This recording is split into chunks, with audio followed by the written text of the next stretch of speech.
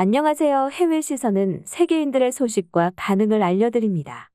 세계를 주름잡던 일본의 전자기업들이 하나둘 무너져가는 모습이 보이고 있습니다. 최근에 일본 제조업의 비참한 현실을 일본인들만 모른다는 제목의 기사가 올라왔습니다. 기사의 내용에는 샤프도 외국 자본에 먹히고 파나소닉도 힘든 상태로 돌입했다면서 한국과 중국의 제조업 발전이 일본을 망쳤으며 가전과 반도체 분야의 추락을 이야기했습니다. 일본의 탑 10개 전자기업의 매출을 합치더라도 삼성전자 하나를 이길 수 없는 정도인데요. 자국의 자랑이며 간판이었던 전자기업들이 하나둘 축소되거나 외자에 넘어가자 일본의 몰락은 모두 한국이 일본의 기술을 훔쳐가서라고 말하며 반드시 보복하자는데요. 일본은 성선설을 믿고 있기 때문에 한국인조차 믿어서 기술을 전수해줬는데 알려주지 않은 기술까지 몽땅 훔쳐가서 일본보다 가격을 싸게 팔아 성장했다고 주장했습니다. 일본은 고베 제강이나 히타치 등이 품질 조작으로 누군가의 생명을 위험에 빠뜨리고 있으며 이러한 사실들이 여러 군데에서 밝혀지자 세계에서 정말 일본 것이 좋았던 건가? 하는 의심을 사는 일이 점점 많아지고 있어 신뢰성이 사라지고 있는 상태가 되고 있는데요. 과연 최고의 품질로 평가받는 한국이 일본의 기술을 훔쳤다면 더 뛰어날 수 있었을까요? 현재 한국의 가전 브랜드의 세계적 위상과 일본 가전의 위치는 하늘과 땅의 차이입니다. 현재 일본과 한국전자 기업의 차이는 어느 정도인지 간단한 데이터로 나타내자면 LG는 4년 연속으로 월풀을 넘어 가전에서 영업이익 세계 1위를 차지하고 있으며 TV의 경우만 따진다면 삼성전자가 1위, LG가 2위를 차지하고 있는 상태입니다.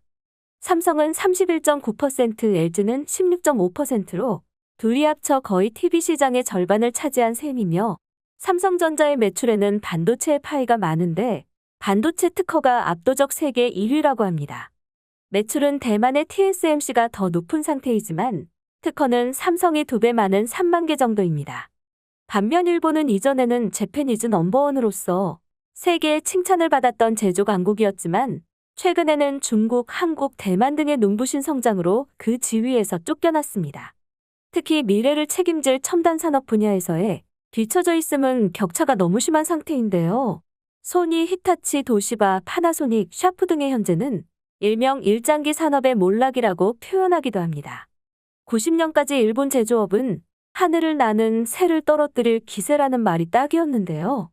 일본의 황금기 산업이라고 하면 전기 산업 TV 백색과 흑색 가전 액정 패널, PC, 휴대전화, 반도체, 태양광 패널 등 일제 장비는 고성능에 잘 망가지지 않았으며 그러면서도 미국의 브랜드보다 가격이 저렴한 삼박자를 갖춘 우수한 기술력의 나라였습니다.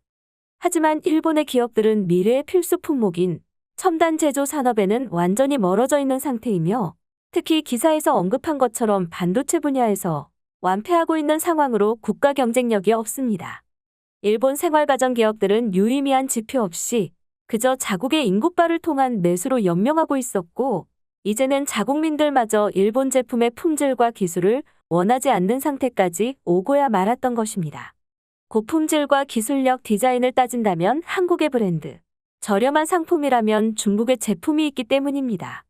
그나마 일본에서 생산되는 TV들도 대부분의 패널이 LG 제품으로 일부는 삼성 것이 들어가 있습니다. 해외에서 일본의 TV를 사는 사람은 거의 없고 백색 가전들은 일본은 구닥다리 느낌이 난다고 합니다. 이런 기사가 나오자 일본 커뮤니티는 한국이 일본 것을 훔쳤다라고 이야기하고 있지만 사실 현재 일본의 브랜드들은 삼성의 비스포크, LG의 오브제나 시그니처를 따라 고급화하고 있습니다.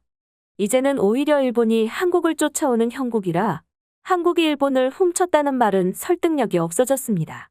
하지만 일본의 브랜드가 몰락했다는 것은 일본인들도 자국 브랜드를 사지 않는 것이어서 내 노익들은 한국의 제품 따위 절대 쓰지 않는다고 이야기하고 있었지만 대부분의 사람들은 한국 제품의 품질과 성능의 우수성은 물론이고 특히 디자인은 정말 최고라고 말하고 있습니다. 그러면서 일본의 낡은 느낌의 디자인과 쓸데없는 기능 등을 비판하기도 했습니다. 그렇지만 대부분은 한국이 일본의 기술을 훔쳐서 지금의 위치에 올랐다는 것에는 동의했으며 반도체 무역 제재의 경우에는 결과적으로 손해를 봤으니 어떤 방법으로든 한국에 일본의 기술을 훔쳐간 합당한 보상이나 보복을 하자는 이야기가 많았습니다. 일본이 선의를 베풀어서 가난한 국가가 먹고 살 수 있도록 제조업 기술을 가르쳐줬더니 기업의 핵심 기술까지 몰래 빼돌리고야 말았지. 무역 제재로는 한국을 응징하기에는 부족해. 헌법을 바꿔서 무력을 행사하자. 일본이 근소한 차이로 지고 있는 것도 아니야. 일본 가전 전부랑 삼성 하나가 붙더라도 삼성을 이길 수 없고 삼성은 아직도 발전 중이지. 총수가 감옥에 가 있는데도 어떻게 저렇게 잘하지? 일본 대기업은 해외에 냉장고를 팔려고 투자했었지. 경영진들은 일본의 새 냉장고가 안 팔리자 연구비를 쏟았고 마침내 디스플레이를 달고 식품의 관리를 할 수 있게 되었었지. 한국은 현지에서 선호 색상을 출시하는 것만으로도 판매고를 올렸지. 이미 경영과 마케팅에서 핵심을 정확히 아는 건 한국이야. 애국심이 정말 넘쳐서라고 한다면 어쩔 수 없는데 한국의 가전을 한 번이라도 사용해 본다면 왜 세계가 한국 브랜드에 열광하는지 알게 된다. 나는 일본 것만 쓰다가 한국 것을 보니까 너무 세련되어 보이더라. 일본의 제조업은 이제 한국 형님의 OEM이나 ODM을 받아서 살아가는 수밖에 없다고 생각한다. 자존심 때문에 지금이라도 있는 기회를 놓치지 마라. 아니면 이런 기회조차도 동남아로 넘어가 버려. 그렇게 되면 일본은 이제 동남아랑 경쟁하게 된다. 중국은 몰라도 한국의 경우에는 제품의 우수성도 맞지만 마케팅이나 디자인에서 일본의 사고방식으로는 절대로 따라갈 수 없음이 느껴진다. 그걸 보면 한국은 정말로 능력 있는 사람들이 많아 보여. 일본은 좋은 걸 만들고도 잘 팔지 못한다. 해외에 나가보면 정말 예전에는 일본 브랜드가 세계 어느 곳이든 깔려 있었지만 지금은 그 자리를 한국의 삼성이나 LG가 차지하고 있고 이제는 도로까지 현대나 기아가 일본 차를 밀어낸다. 한국은 정말 대단하다는 생각도 들더라. 일본의 제조업이 망한 것은 민주당이 초행고를 4년이나 방치한 결과라고 봐야 한다. 무역 기업들이 경쟁력을 모두 잃고 점유율을 모두 뺏기기 충분한 시간이었고 그 틈을 한국이 비집고 들어온 거야. 한국에게 뒤를 보이면 항상 일본은 중요한 걸 잃는다. 일본의 단골 멘트였던 근면성실은 모두 어디로 가고 나태하고 형편없는 한국에게 주도권을 빼앗기고 이제는 경쟁은커녕 따라가기조차 힘든 지경이 된 거야.